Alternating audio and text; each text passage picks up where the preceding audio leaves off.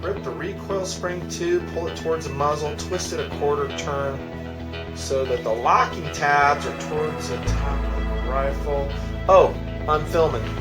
Welcome to part 3, Nutnfancy. And yeah, you may have to refer to this manual to take apart your Kel-Tec SU-16C. I did. It is a different procedure. That's not to say it's hard. That's not to say that you're going to have a real tough time doing it. It's just different. And it's quite the task for the designers to create a toolless field stripping procedure for any gun, and Kel-Tec did it. However, the AK-47 variants and AR-15 are going to be a lot easier. I don't want to go into a lot of details about how to do it. Let me just say that it will involve, of course, removing the magazine. I'm in a weird angle yet again.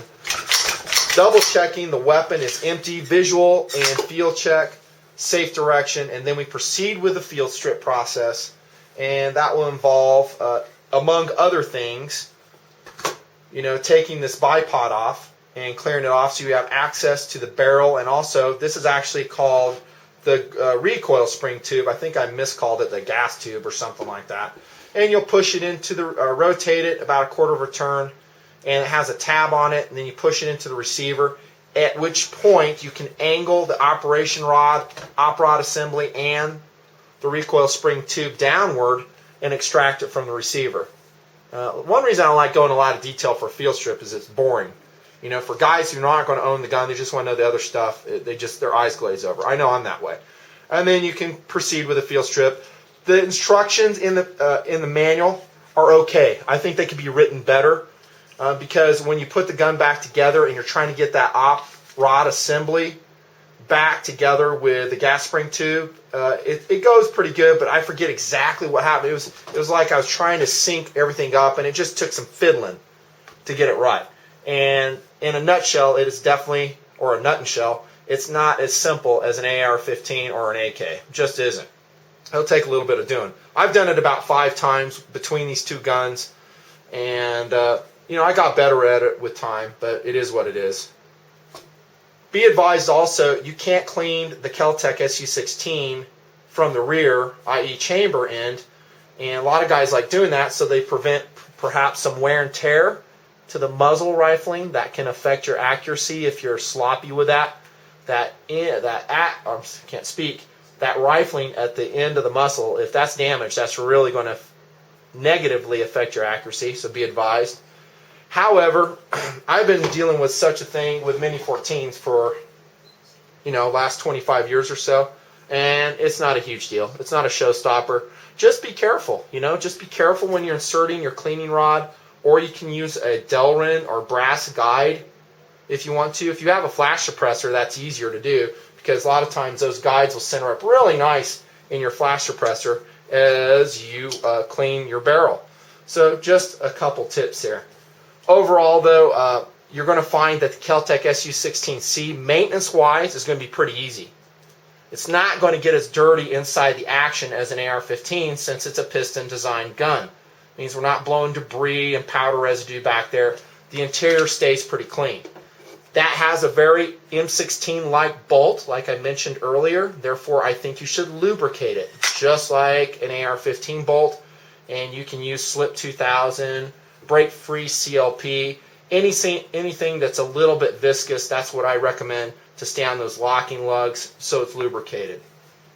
I'm going to talk a little bit about why I broke it down 5 times when I get to reliability. So that's a field strip and the maintenance in just a real quick summary. How's the accessories and versatility on the Kel-Tec SU-16C model? Versatility, I think we've already talked about pretty much. I've told you about all the different POUs the guns can be used as. Accessories is impressive. For a new and proprietary design, not really new, the C model is newer, it has an impressive list of features.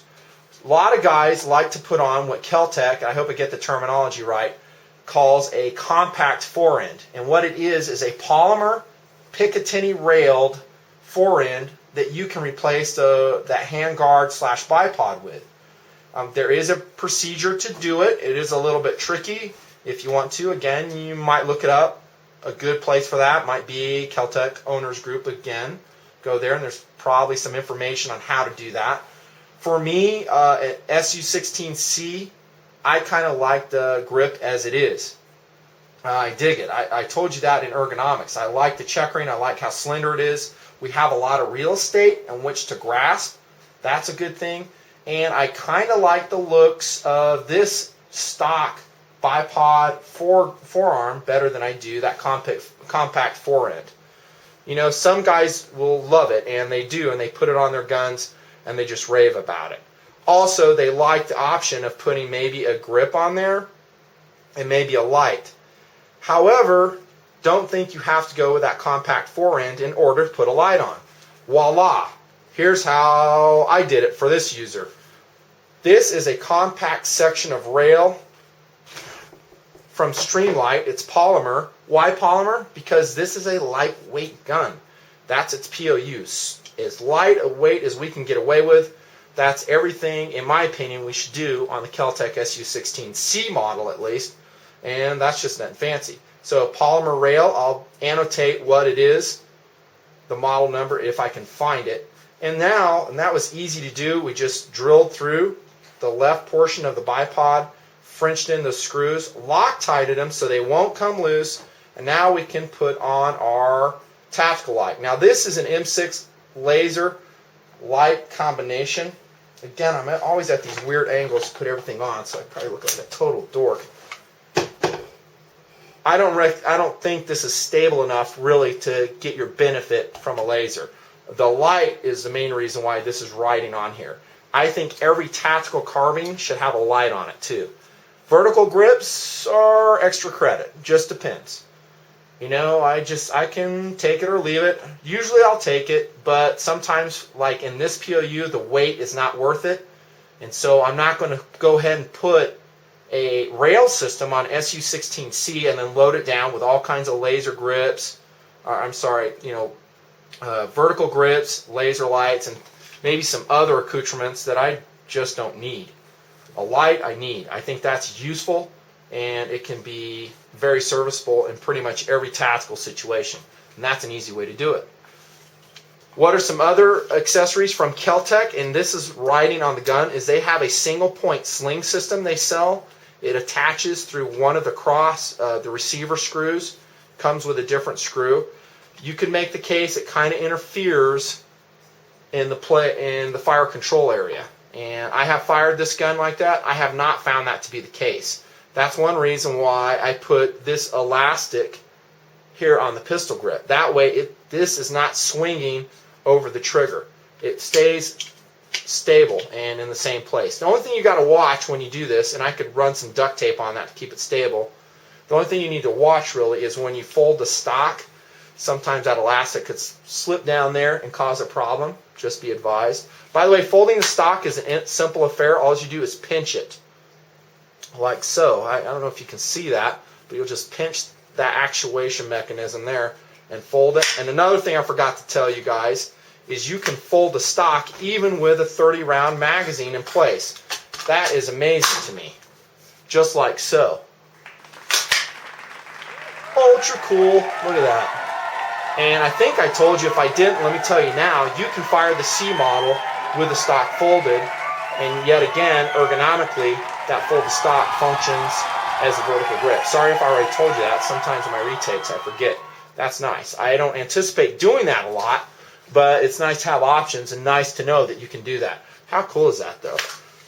Other accessories for the Kel-Tec SU-16C. Drum roll, please. A lot of guys are really going to like this, is you can actually retrofit any SU-16 with an AR-15 grip adapter. What it is, as you can see, is a vertical grip that attaches to the polymer receiver that will accept AR-15 stocks. If you elect to do this with a Kel-Tec SU-16C, you have changed, in my opinion, the whole but the whole charm, that's a good word, of the gun. Lightweight, compact, folding stock, you won't have that anymore. Now you have a tubular AR-15 style of stock. And, it just depends. We're talking second kind of cool mostly here. Some guys really like the ergos on the AR-15 so much that they want to make every gun seem that way. I understand it. Don't blame them for it. For me, the Kel-Tec SU-16C, as it comes from the factory, is pretty much ideal. That's because of the POU. A super lightweight, super compact tactical carbine. You start dinking around with it and putting that stuff on there, and you've just changed the whole design, and it's no longer super lightweight or super compact.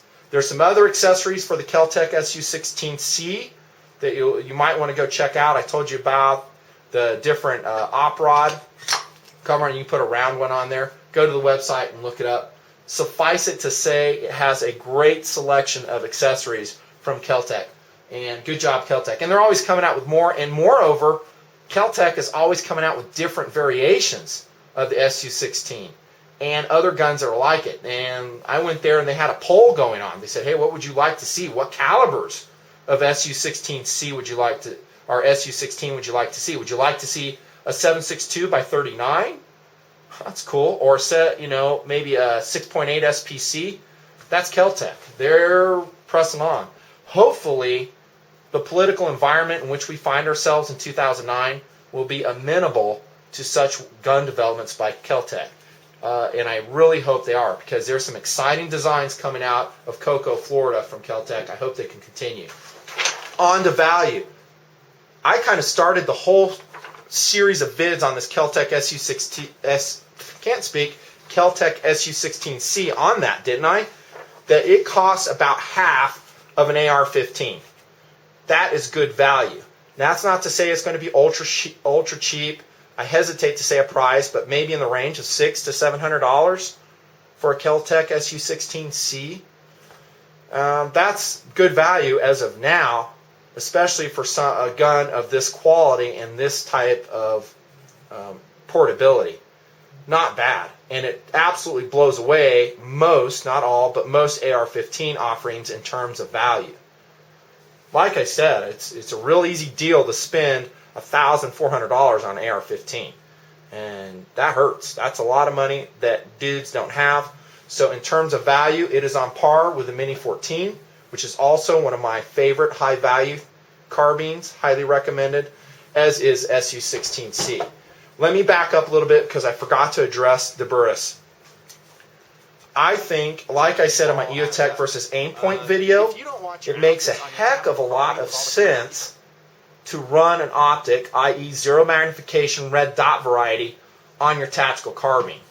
That gives you a night firing capability. That's the main reason I like it. Also, under stress, it's easier to align. It's parallax free. It just makes it so you're going to connect more with your rounds, in my experience.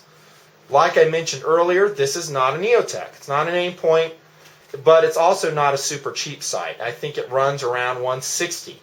For a sporting level red dot sight, that's not exactly cheap, but it's kind of mid-range quality.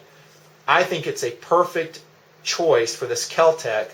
One, because it's lightweight. It still maintains that lightweight and svelte, handling characteristic that the SU-16C has, while still delivering the improved accuracy.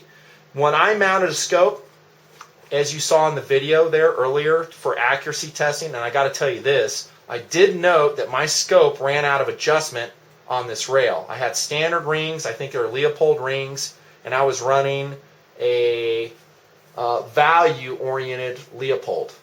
It wasn't a really high-quality one, but I ran out of adjustment and I couldn't really bring it on zero. I didn't really have time or the inclination to investigate why. I hope it's not because that this Picatinny rail is milled differently.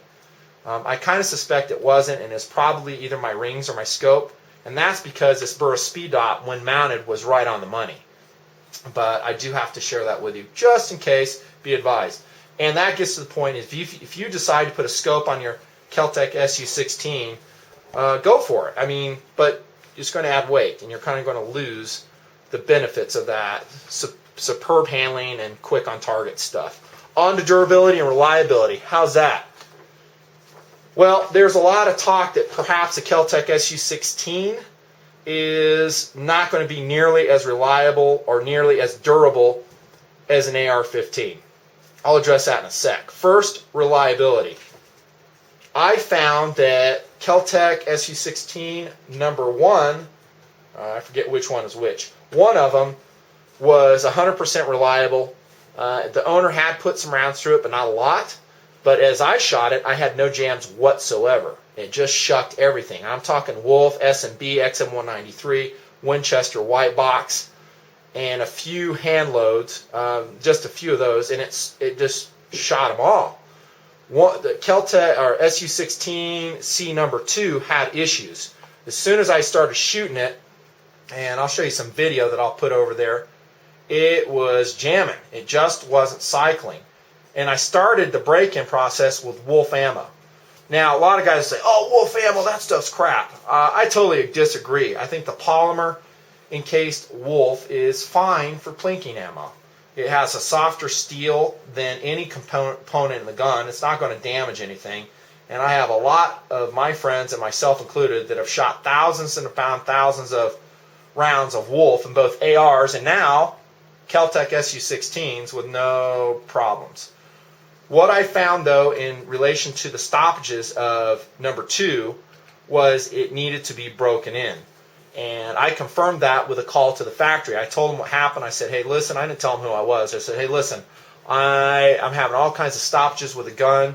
I have taken it down, and this gets to my takedown. I took it down and cleaned it meticulously and lubricated it with my CLP and put it all back together. And he's like, yeah, go shoot it again. I think you'll be happy. But don't be surprised, the guy at the factory said, if you're going to have some round stoppages within the first couple hundred rounds. All the parts have to kind of mesh together, sync up. After that, it should straighten up and fly right.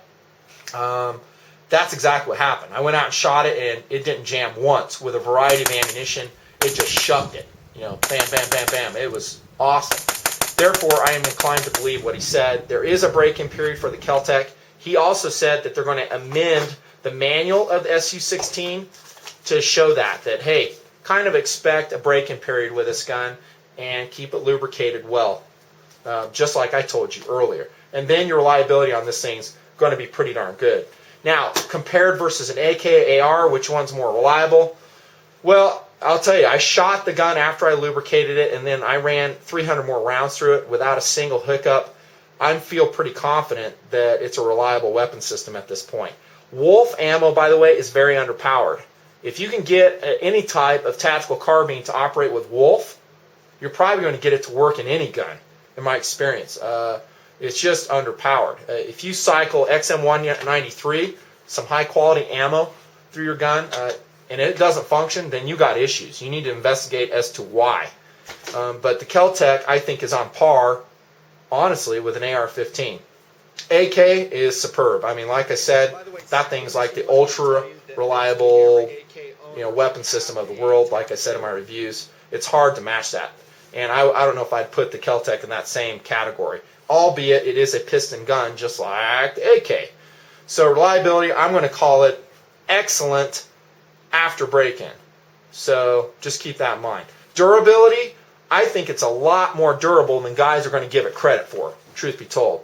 The Kel-Tec SU-16C and all the other models for that matter, yeah, they wear some plastic. But you know what? There's a lot of other weapon systems out there that wear polymer, and they've tended to prove themselves over time, right?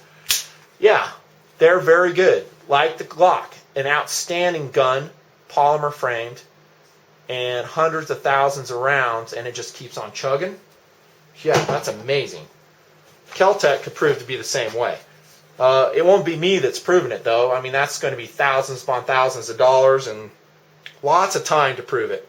It probably won't rise to the level of AK or maybe even AR-15 durability, but for its POU, I think it's more than adequate, and I love it. And that's that. And that will finally take us to track record, and I think the Kel-Tec SU-16C is making its own track record as we speak, is it not? I mean, time will tell of how effective this weapon system is. Now, watch the comments. You're going to see some Kel-Tec SU-16 owners weigh in and listen to what they have to say. And they're probably going to give you some very good reports on their rounds counts. And that's cool. I welcome that. If you have an SU-16C and you've put some rounds downrange in that sucker, tell us what you found out. But I suspect it's going to be very, very good, because I believe in the weapon system at this point. Man, I know I've forgotten something. But if it's really important, I'll annotate it. But that's part 3, man. There's another 60 minutes plus of programming from Nutnfancy. In summary, the Kel-Tec SU-16C is my favorite rifle in the lineup, at least as of the beginning of 2009. A 4.7-pound, reliable, durable, accurate 223 or 5.56 weapon system. It's hard to beat, man. Hard to beat. I highly recommend it. Nutnfancy, I am signing off. Thanks so much for the good ratings, for tuning in, being part of the Nutnfancy project, for being patriots. I appreciate you all. Be good to one another. Go make some great family and friend memories, and maximize your time. Live with no regrets. Thanks so much. We'll talk to you later. Over and out.